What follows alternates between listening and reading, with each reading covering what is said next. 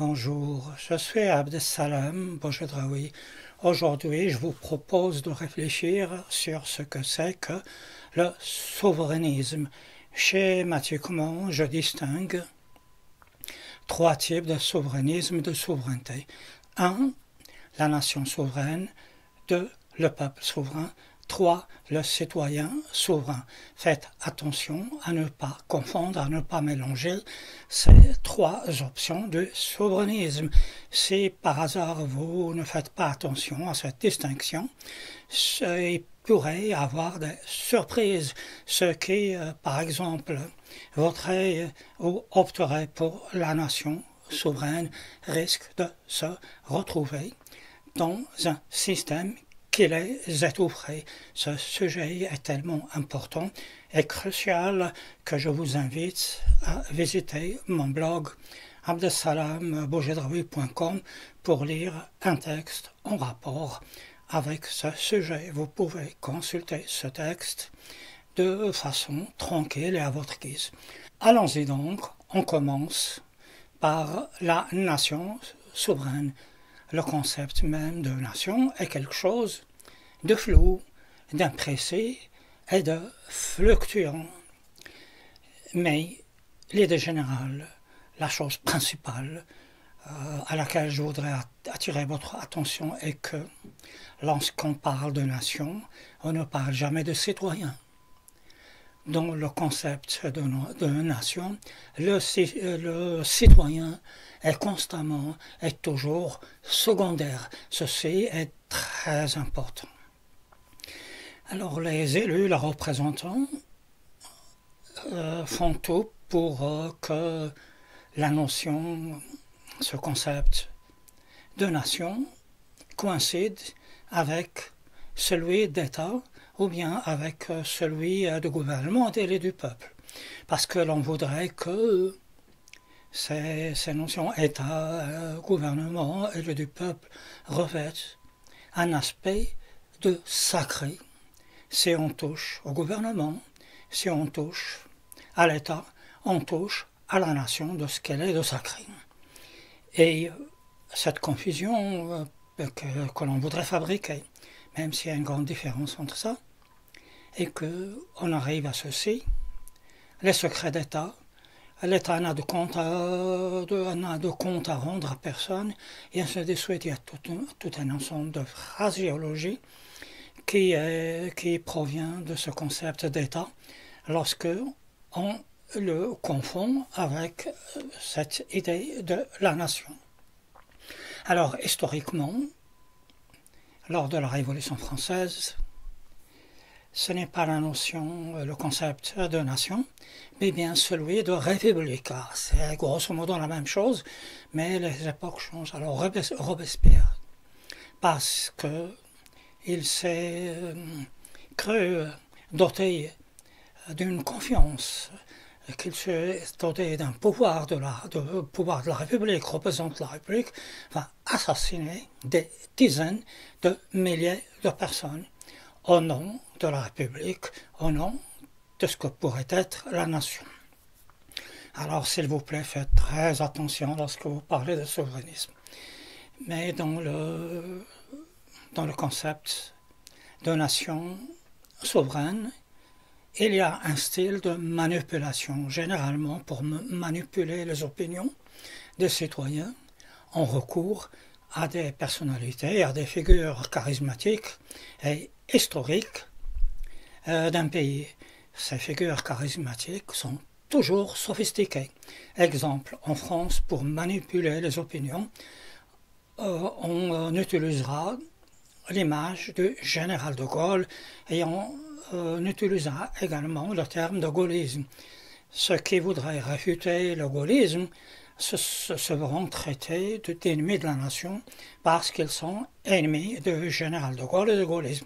Alors s'il vous plaît, encore une fois, je vous invite chaleureusement à visiter mon blog Abdessalam Bouchedraoui. Vous pourrez lire en toute tranquillité ce que je vous dis.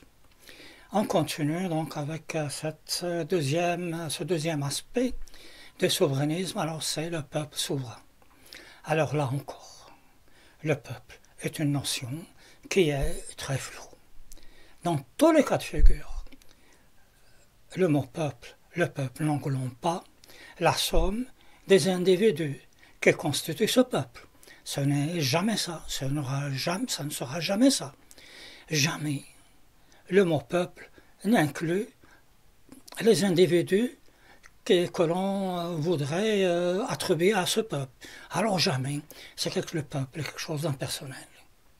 Alors je répète, le peuple, dans la notion de peuple, les humains sont toujours accessoires et sont toujours secondaires. Alors là encore, on va utiliser cette notion de peuple pour la déifier, pour la rendre sacrée. Et je crois que tout le monde sait lorsque vous osez critiquer ou bien remettre en question la fonction d'un élu parce qu'il est corrompu, il vous répondra ceci. Mais attention les amis, vous ne savez pas que je suis l'élu du peuple. Alors il y a beaucoup d'exemples de ce genre, mais je crois que vous avez compris l'essentiel.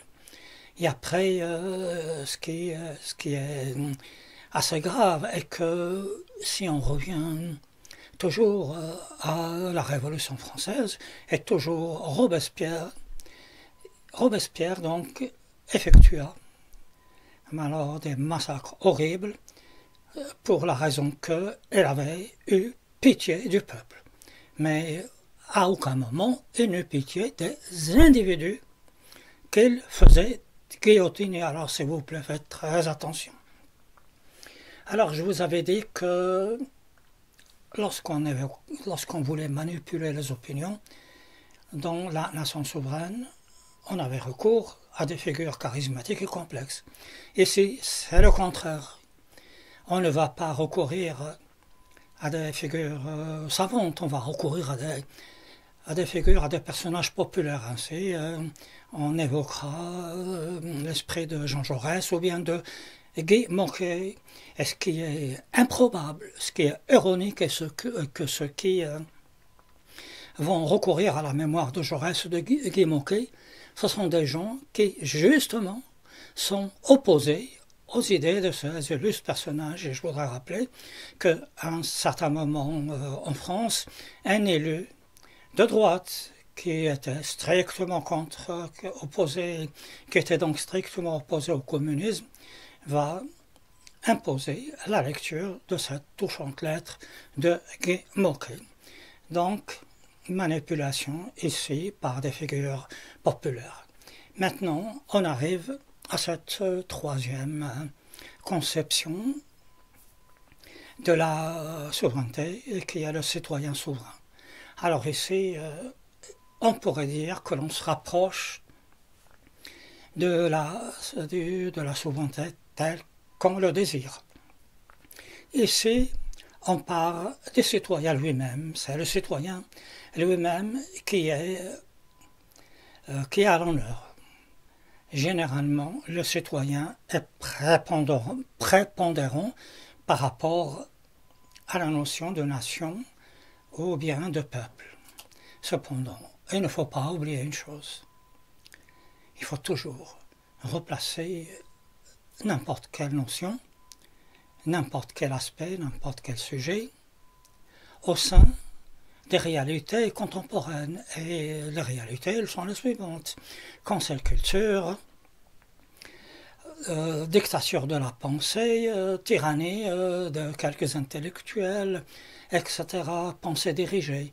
Ici, on va tout faire pour que le citoyen soit rendu au second plan. Alors, pour le faire, c'est simple, on aura recours à un ensemble de subterfuges tels que le recours au référendum. Je me suis déjà exprimé sur l'usage trompeur et manipulateur du référendum. Alors ici, lorsque les gens optent pour le citoyen souverain, ce qui est, je le dis, très peu probable, les gens qui sont au gouvernement, ceux qui ont le pouvoir, vont tout faire pour flatter justement cette notion de citoyen. Et il y aura les bons et les mauvais citoyens. Alors, ce que je vous dis sera inclus dans mon prochain livre qui est intitulé « la nécessité de revoir la démocratie en Occident. Et je décris aussi un style de manipulation dans mon livre, discours sur les manipulations et les influences dans le monde occidental. Voilà, c'est tout ce que j'avais à vous dire. D'ici là, portez-vous bien.